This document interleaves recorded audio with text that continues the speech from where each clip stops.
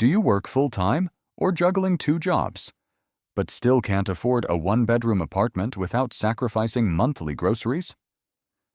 Welcome to California, where the American dream has become an expensive nightmare and your paycheck evaporates faster than morning fog over the Golden Gate Bridge.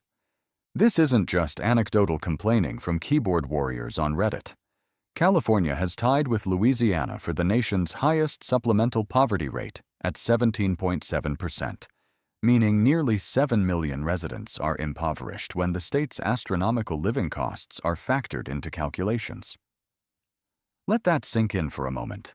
The state that produces more wealth than entire countries has millions of people who simply can't make ends meet. So what exactly went wrong in the land of sunshine and Silicon Valley?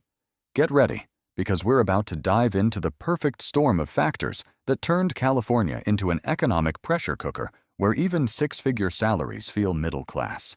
The housing crisis. Your rent just called. It wants your entire soul. Let's start with the elephant in the room, or more accurately, the elephant you can't afford to put in a room. California's housing market isn't just broken, it's shattered into a million overpriced pieces. Monthly payments for a newly purchased mid-tier home in California hit over $5,900 in June this year, an 82% increase over the last 5 years. Yes, you heard that right. That's nearly $6,000 a month just to keep a roof over your head, before you even think about utilities, groceries, or that streaming subscription you forgot to cancel. But here's where the math gets truly terrifying. To qualify for a mortgage on a mid-tier California home in 2025, you need an annual household income of about $237,000, more than twice the median California household income of $96,500 in 2023. So unless you're a tech executive or a reality TV star, home ownership is essentially a fantasy. The average rent in California hovers around $2,400 per month. And in places like Santa Cruz, renters need to earn $81.21 per hour, equivalent to an annual income of $168,920, just to afford a modest 2-bedroom apartment. For context, California's minimum wage is $16.50. You'd need to work approximately 4.9 full-time jobs to afford that apartment. The cruel irony? In the last 60 months or so, rents have grown 38%, while average hourly wages only increased 23%. Your paycheck is growing, sure, just not nearly fast enough to keep pace with landlords who apparently think they're renting penthouse suites on Mars. Why does everything cost an arm, a leg, and your firstborn child? Number 1, the lock-in effect. Nobody's selling, so good luck buying. Here's a fun housing market phenomenon that's making everyone miserable. The lock-in effect. Approximately 81% of California homeowners currently have mortgage rates below 5%, while new buyers face rates around 7%. If you're an existing homeowner, selling your house to buy a new one means surrendering your sweet low-interest mortgage for a significantly higher rate, essentially paying hundreds of thousands of dollars more over the life of the loan. So what happens? People stay put. Houses don't hit the market. Inventory remains scarce. Prices stay sky high. It's a vicious cycle that's turned the California housing market into economic quicksand. Number 2, supply and demand. The simplest and most frustrating explanation. Home builders literally can't build houses fast enough to keep up with housing demand, complicated by zoning complications, low home turnover, and much of the buildable land already being built on. California needs housing badly. But between environmental regulations, some necessary, some bureaucratic nightmares, NIMBY neighbors who freak out at the mention of new construction, and sky-high building costs, new developments move at the speed of a DMV line. The housing crisis is only one piece of this increasingly expensive puzzle. Let's find out more. When your grocery bill becomes a luxury expense. Remember when you could casually toss items into your cart without mentally calculating if you'd need to skip lunch next Tuesday? Those were the days. California grocery prices grew at an average 3.3% annual rate in summer 2025, more than double the 1.5% rate last year. And here's the kicker. California groceries are now 26% costlier than they were 5 years ago. That organic kale you've been buying, it's judging your bank account. The pain isn't evenly distributed across your shopping cart either. Meats, poultry, fish, and eggs rose by 4.3% annually, while fruits and vegetables increased by 4.1%. Basically, if it's healthy and you should be eating it, it's gotten significantly more expensive. And before you think you'll just eat out instead, dining out is now 28% costlier than it was 5 years ago. The universe is really testing your commitment to survival here. The wage gap. When good money isn't good enough. Here's where things get really dystopian. California wages have technically gone up. Overall, wages have risen 26% since January 2020. Sounds great, right? But no, after accounting for inflation, wages only grew 2.9%, so you're earning 26% more on paper and feeling about 3% better off in reality. It's like getting a raise while simultaneously being handed an invisible pay cut. California's median income is $56,940, but that number tells you almost nothing about whether someone can actually afford to live here. California's overall cost of living index is around 45% higher than the national average, with housing more than twice as expensive as the national average. So what does this mean? A salary that would make you comfortable in Ohio leaves you eating ramen in a studio apartment you share with 2 roommates in Los Angeles. The energy bill that makes you consider living by candlelight. Just when you thought the financial beatdown was over, California's utility bills enter the chat. Monthly utility bills in California are around 38% higher than the national average. The state's ambitious transition to renewable energy, while crucial for the planet, has temporarily inflated energy costs, so you're paying premium prices to save the environment while simultaneously questioning whether you can afford to turn on the air conditioning during yet another heat wave. California now has some of the highest electricity rates in the country, second only to Hawaii, because apparently, charging your phone should cost roughly the same as charging a Tesla. Are you feeling overwhelmed yet? Take a deep breath as we learn what this all means for real people living in real California. Healthcare, where your premium doubles and your coverage doesn't. Here's adding insult to the injury. The healthcare costs, because nothing says California dream quite like choosing between medical treatment and paying rent. California's health insurance marketplace, Covered California, saw premiums increase by 10.3%. The first double-digit rate increase since 2018. But here's where it gets truly painful. Without federal subsidies that expire at the end of the year, consumers are looking at premium increases averaging 97%. That's right, your health insurance costs could nearly double overnight. For context, a middle-class family making over $62,600 previously saved an average of $502 per month thanks to federal tax credits. Those savings now? Gone. Vanished. Evaporated like your financial stability. The loss of enhanced premium tax credits affects nearly 2 million Californians enrolled through Covered California. About 90% of enrollees receive federal subsidies, and without them, many will be forced to choose between coverage and other necessities. One self-employed consultant reported her premiums increasing from $356 per month for a platinum plan in 2014 to $1,147 per month for a downgraded gold plan in 2025, an annual increase averaging over 11%, while general inflation only averaged 2.7% during the same period. Even with state intervention, healthcare remains brutally expensive.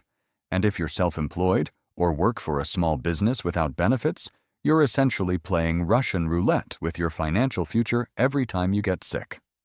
Education. Investing in the future, while barely affording the present. California loves to tout itself as a land of opportunity, But when it comes to education, the state's report card sounds more like a cautionary tale. Let's examine what it actually costs, both financially and academically, to educate yourself or your kids in the Golden State. K-12. Ranking low despite high costs. Here's an uncomfortable truth. California ranks 37th out of 50 states for pre-K-12 education, according to U.S. News & World Report. For a state with the 5th largest economy in the world, that's embarrassing. Despite having one of the highest average teacher salaries at $101,084 annually, California struggles with a student-to-teacher ratio that ranks dead last in the nation, more than 22 students per teacher compared to the national average of 15.4. The state's K-12 struggles trace back to Proposition 13 from 1978, which capped property taxes and decimated school funding for decades. While funding has improved, California still ranks in the bottom third nationally for per-student spending when adjusted for cost of living. The result? Overcrowded classrooms, limited resources, and educational outcomes that lag behind states spending far less per student. Higher education, the slightly better news. California's higher education system presents a mixed picture. The good news is that in-state tuition at public California universities averages $11,310 for the 2024 to 2025 school year, actually 7% lower than 5 years ago when adjusted for inflation. The University of California and California State University systems remain relative bargains compared to private institutions. California community colleges are even more affordable at around $1,516 per year for in-state students, offering a pathway to transfer to four-year universities at a fraction of the cost.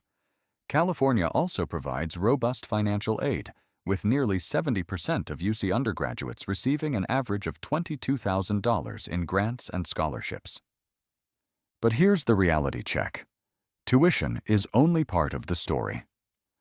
Food and housing costs constitute 41% of total expenses at UC campuses, 56% at CSU schools, and 72% at community colleges. Living on campus at UC can cost $15,000 to $20,000 per year, and living off campus isn't much better given California's astronomical housing costs. A student sharing a two-bedroom apartment near UC Berkeley could easily spend $20,000 plus per year just on rent. Private universities tell an even more expensive story, with schools like Stanford and USC charging $60,000 to $80,000 per year for tuition alone before adding housing and living expenses.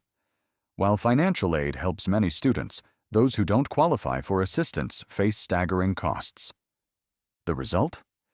Many California students graduate with substantial debt, work multiple jobs while studying, live with parents well into their 20s, or delay higher education altogether because the total cost, even at public institutions, remains prohibitively expensive when combined with California's cost of living.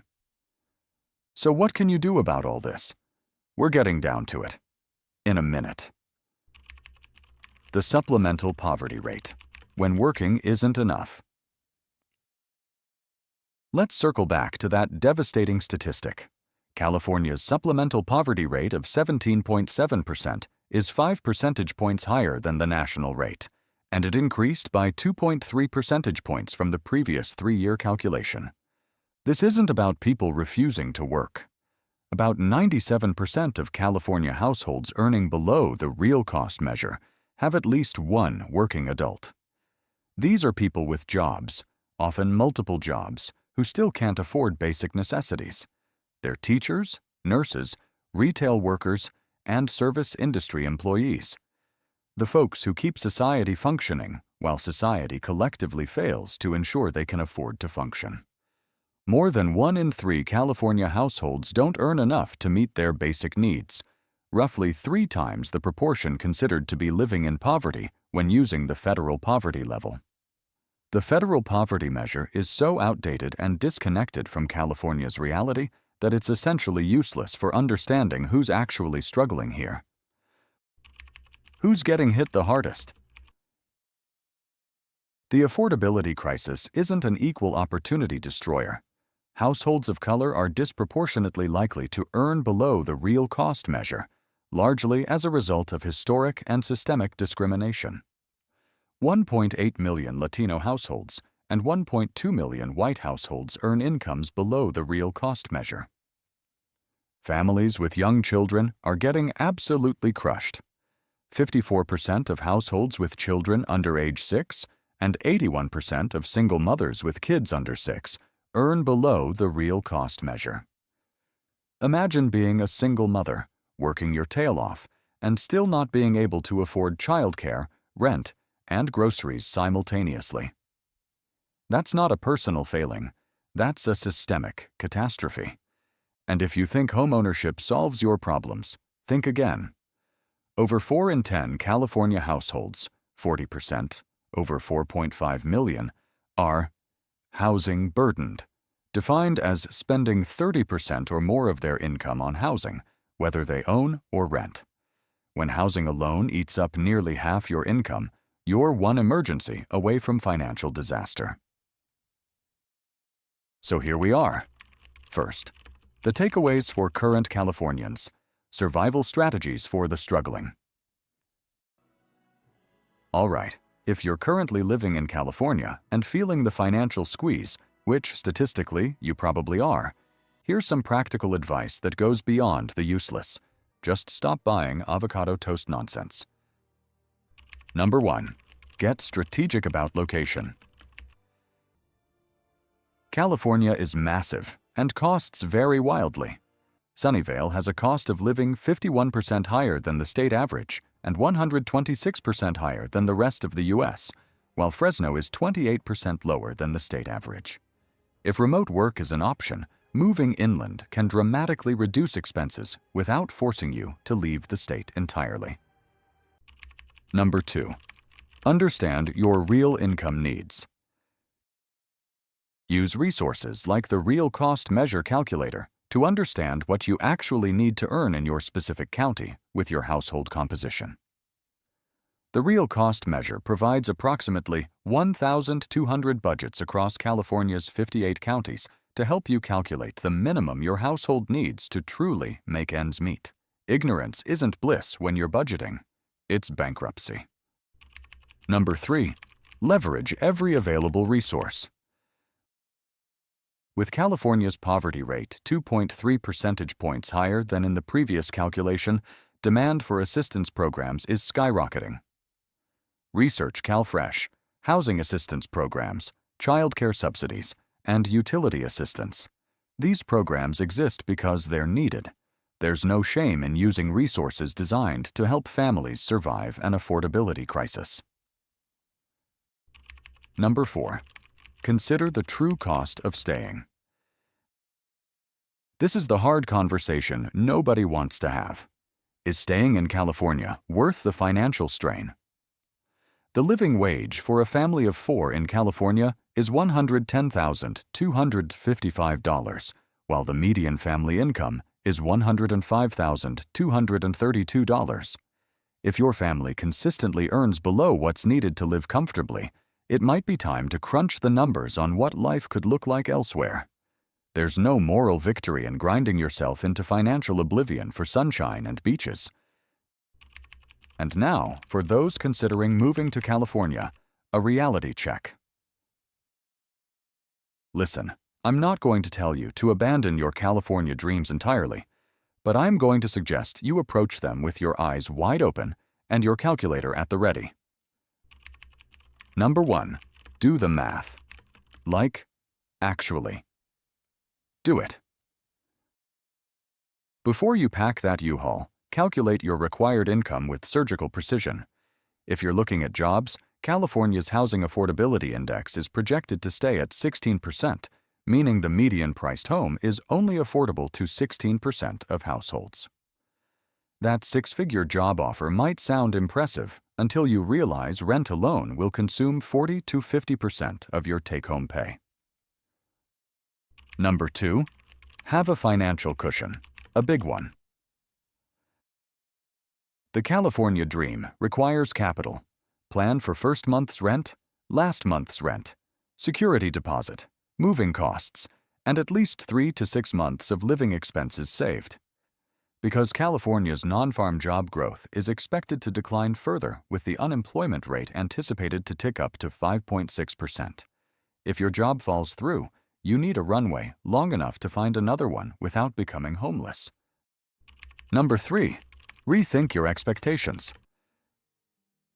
That spacious apartment with a parking spot and in-unit laundry? Unless you're making serious money, adjust your expectations. Many Californians live with roommates well into their 30s, commute long distances, or sacrifice space for location. This isn't failure, it's reality. Number 4. Consider your industry. High-paying fields like technology and healthcare can offer salaries reaching up to $150,000 or more, which actually allows for comfortable living in California. If you're not in a high-earning industry, the math gets much harder. A salary in the range of $70,000 to $100,000 is generally considered comfortable for a single person in California, and that's for one person, not a family. Number 5. Look beyond the coastal hype. Not all of California costs the same. Northern California, especially the Bay Area, has generally had slower housing cost growth than many other parts of the state.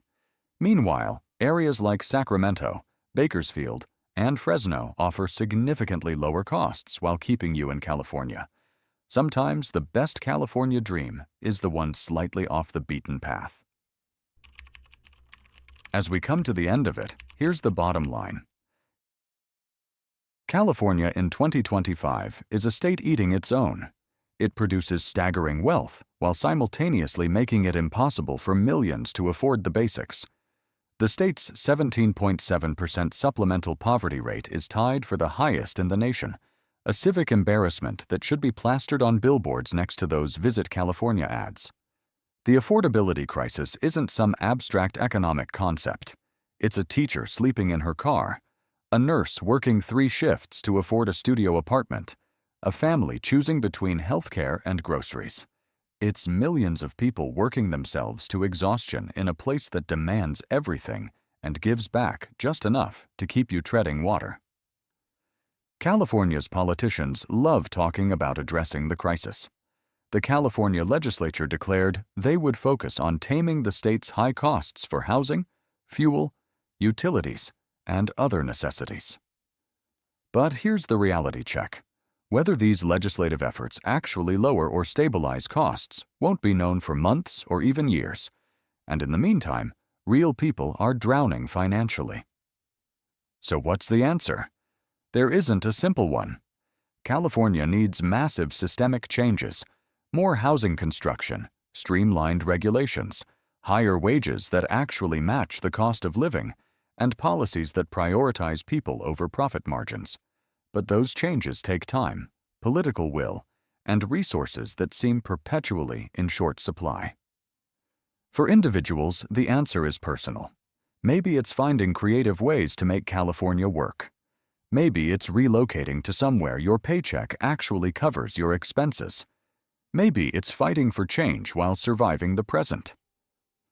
What's certain is this: the California affordability crisis won't fix itself, and millions of people can't afford to wait around hoping it will. If you have anything to add, share your comments below. I'd love to hear your take on the situation. Don't forget to share and subscribe if you like the video.